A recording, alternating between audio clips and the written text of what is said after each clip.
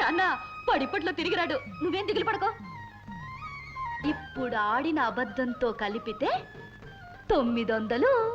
సామే, అమ్మాయి గారు పుట్టినరోజు 100 పుట్టినరోజు చేసుకోవాలి సామే. అమ్మాయి గారు పుట్టినరోజు మాకు జీతాలు లేదు. ఇదేమిటి అన్నయ్య గారు, పుట్టినరోజు నాడు శుభమాని దేవుడి దర్శనం చేసుకుని వెనక్కి తిరగగానే ఈ మోగ దర్శనం వచ్చింది. ఏమే మువ్వలు చూపిస్తున్నావు? డాన్స్ లో నేను ఓడిపోయానని హేళన చేస్తున్నావా?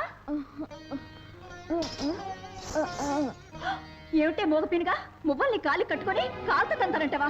చూడండి అన్నయ్య గారు, పుట్టినరోజు కాలుతో తంతానంటుంది. దానికి ఎంత పొగరు. చెల్లెమ్మ గారు, వాటిని లాగి ఎగరేయండి. ఇవ్వవే, ఇవ్వవే.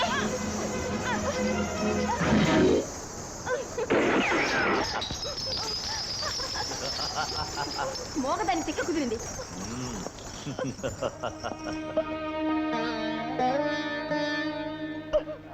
అవును రంగా, ఆ జమీందారు కొడుకు భూపతి తన చెల్లెల మాట విని దౌర్జన్యంగా లక్ష్మి చేతుల మొవ్వ లాక్కుని కాల్చేశాడు.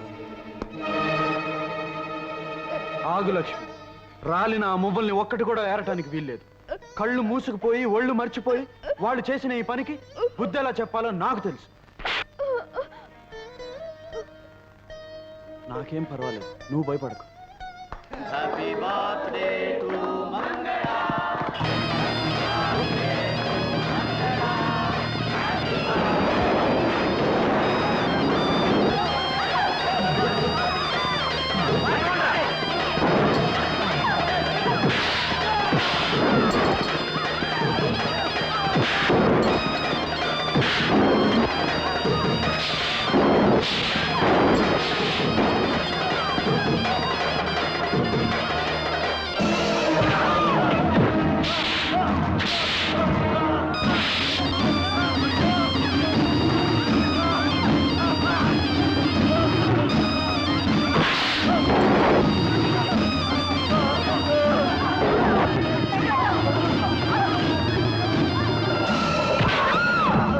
ఏ ఒక్క మువ్వని వదలకుండా అన్ని ఏరి లక్ష్మి దోసిట్లో పోయింది. తేడా వచ్చిందంటే ఈ మంగళ పుట్టినరోజే మీకు చచ్చిన రోజు అవుతుంది.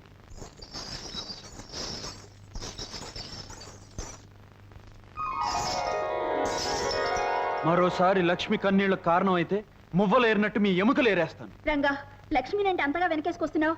అదేమన్నా నీకు కాబోయే పెళ్ళావా లేక కట్టుకున్న పెళ్ళావా? అవును, నేను లక్ష్మిని మనసారా ప్రేమిస్తున్నాను. పెళ్లి కూడా చేసుకోబోతున్నాను. ఆమె కాబోయే భర్తగా జరిగిన అన్యాయానికి అడ్డుపడ్డాను. మళ్ళీ జరిగితే అడ్డు పడతాను కూడా.